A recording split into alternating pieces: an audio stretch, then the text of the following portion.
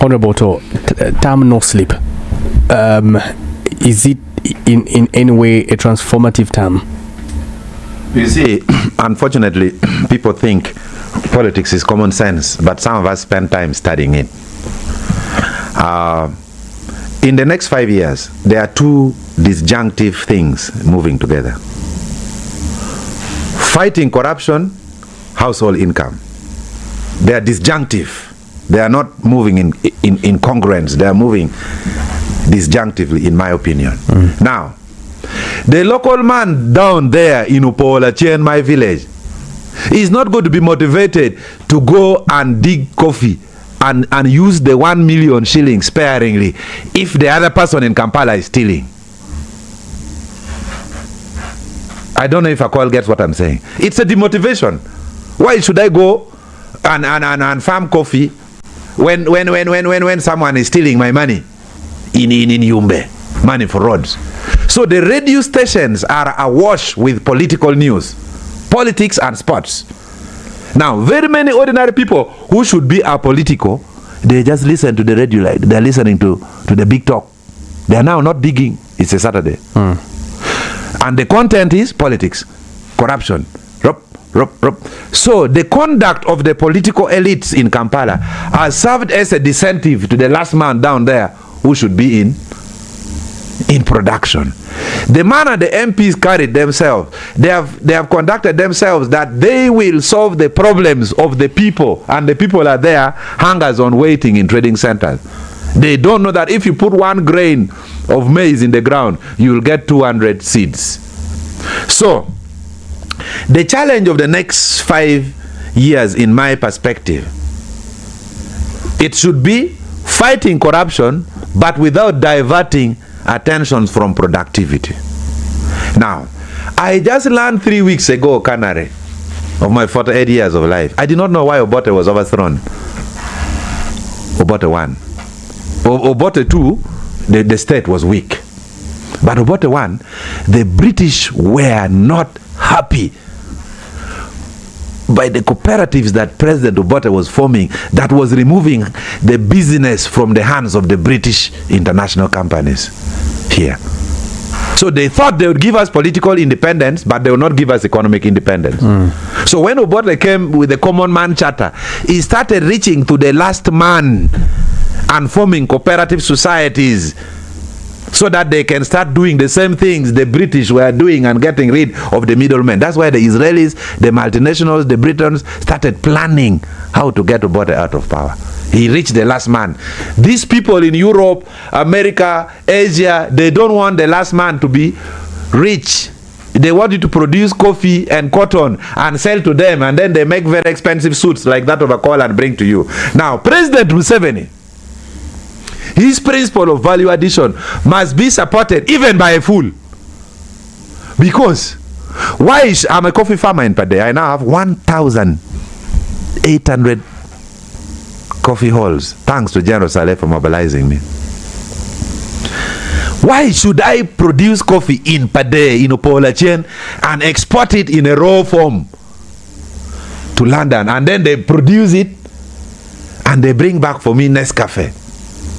So this is where President Museveni's indigenization of the Ugandan economy must be supported in the next 5 years. We need to customize the Ugandan economy, value addition.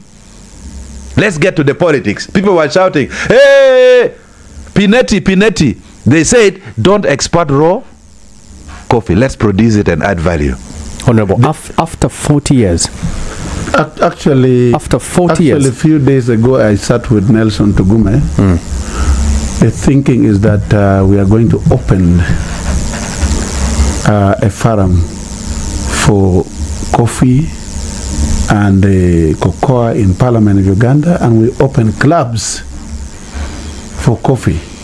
And we want to make sure that instead of the factory being in Ntungamo, we should have the processing plants in the different sub-regions of Uganda, such that instead of exporting coffee, which is still raw, we have a finished product.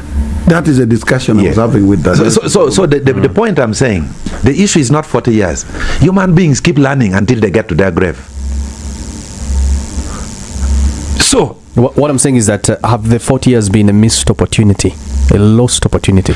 the first 10 years, 15 years of the NRA in power from 1986 was pacification of the country. The NRA and UPDF have defeated 24 rebel groups. So pacification. Then immediately after pacification, this is political science, constitutionalization, having some kind of law we should follow. Then immediately professionalization of the army. Now, we are a little late. From 2016, there should have been the model of development of agriculture. So the Paris development mode, is a very brilliant idea, whoever thought of it. But the thinking is limited. I wrote an article on Musevenomics.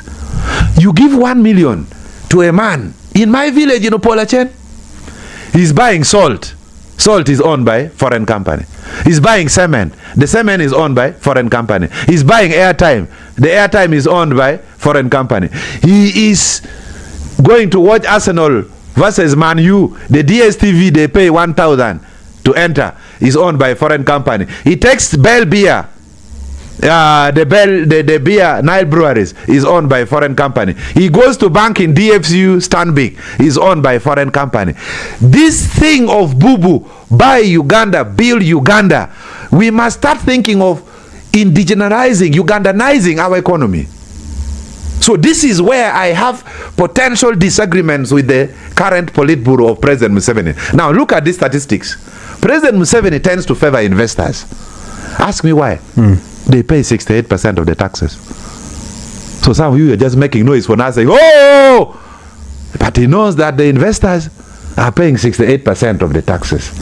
So we need to indigenize the economy so that the PDM money sent in the village does not only kiss the ground and come back to the multinationals in Kampala. That's why government projects are failing.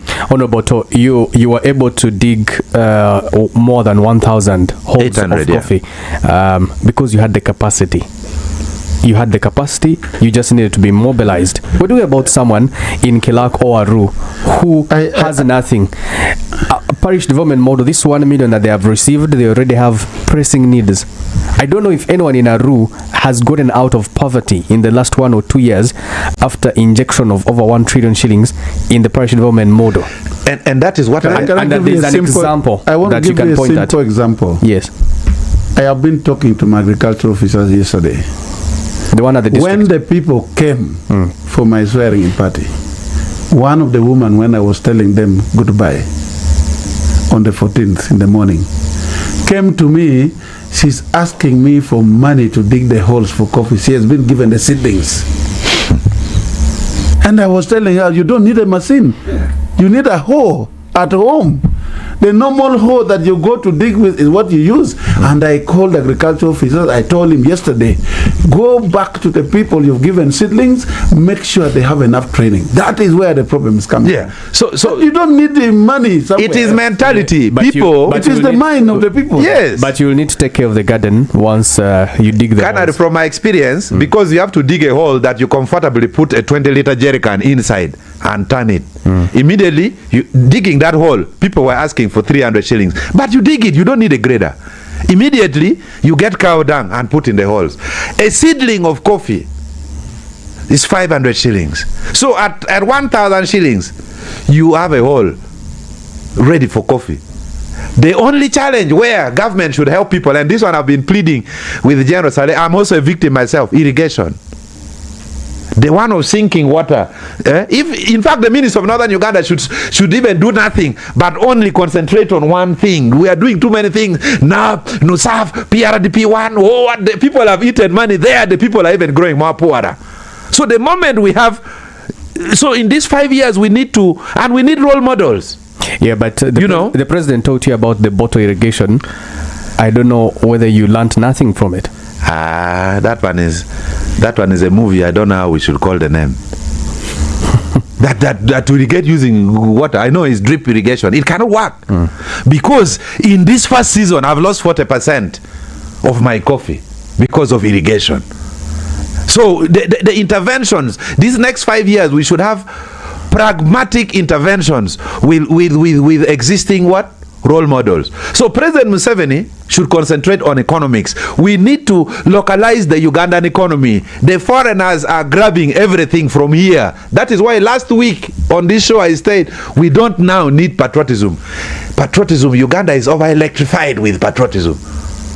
What we need now is nationalism. Otherwise, you put the PRDP money in Germany, someone in Germany will consume foreign products in 3 weeks.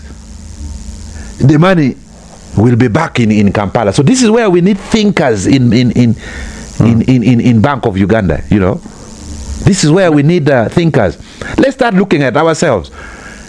From head to toe, Honorable Akol is dressing in foreign products. From head to toe. He should even be wearing a perfume. I'm enjoying the cologne. Should be evening in Paris. The suit is Paris. The necktie is Germany. The shirt is not Nightingale. Huh? The watch, very expensive golden watch. So we are a market for the Europeans. What do you produce that Honorable Akol would be putting on? What is the situation in Ghana? They made it mandatory. Every Friday, all civil servants and public workers should put on African wares. It allows the cottage industry, the Kitenge industries to develop. So these things of buy Uganda, build Uganda. Who owns Nightingale? The answer is you best know. So the point is, after 40 years, is it Honorable Akol, maybe I should ask you, not to be castigated for wearing a suit from a foreign country, but from Brussels. After 40 years, is this going to be a transformative time or more of the same old? Is this especially when you talk about transforming an economy that is on takeoff stage, middle income status? What are your hopes? When we are processing the tax bill, in the process of making the budget this year, we were in Serena, Kigo. We were faced with a lot of challenge when the Revenue Authority wanted to impose taxes on second-hand clothes and any other material which is second-hand, and there was a lot of tax on it. So we're trying to analyze what are we producing as a country, so that we are able to impose taxes on the second-hand clothes so that we have our industries doing better. We fail to realize a good percentage of production in the country. And that's why I said the president was expressing production and service delivery. So Honorable Odonga is right to tell us that we must produce. If we don't produce, what do? We give money to foreign companies. That's the problem. So we have to go for production as a country. Nothing as a country. Ourselves. This electric car is called what? You can't stop importation of my shoot here and my tie here when it is not produced in the country. Who is doing it best? Or if they are doing it, you will realize the material is coming from China. Because I have actually, Honorable Dongato is misquoting, this shoot is made from Tinda. I have a tailor in Tinda. But the material? The material is imported. Yeah. That's where the problem comes from. That's what is from Muntinda. Yes. If you want, I can take you to the table. Of course. This size, do you think Chinese would produce that size? This is twice the size of a Chinese. It has to be from Tinda. My shoe is made from Seta. The man comes from Teso. That's an exception. It's understandable. I'm telling you, but the material is not from Uganda. That's where the problem comes from. So at the end of the day, we need to make sure the production should go up, and therefore we make the country better. Honorable. So the question of, before we conclude, the question of the president, what are you producing? What service are you providing to Ugandans? What are people in Kilak so producing? that you get better, you prosper? Because in Kilak, we are producing raw material. We produce rice. Actually, that's where the problem is. I have been emphasizing that if we don't produce perennial crops, there is no way our people can get better. Because look at the poverty map of the country. The poverty map of the country tells you where people are doing perennial crops, they are doing better. For us, people are too busy, they work throughout the year. You work for only 4 months. After harvesting, you go back to the garden, you start everything afresh. While somebody who is in coffee, in tea, is doing better. The problem was created by the British. When they came in the country, they look at the people from Acholi sub-region. We are dark, tall, and okay, you are fit to be a soldier. And they gave us cotton. While which is labor intensive. Labor intensive, you can work hard. And in Uganda, at the sub-regions, there were coffee, tea, and that is the injustice that was given to us. Right. Yes, and that's what we want to transform. We want to change the people to start thinking in another way. And it's not simple. It is a gradual process. After 40 years. I'm telling you, but the advantage is, you see, when President Museveni is talking about this time no sleep, when people are aging, what you focus on is how you can leave the legacy that people will not forget. And that's what is happening now. And I'm happy that instead of saying we are not doing it, you are saying after 40. Well, a lot has changed in the country. You can't compare what happened before the government came in power and our government came in power to what is now here. So we need to have a baseline and we understand it better.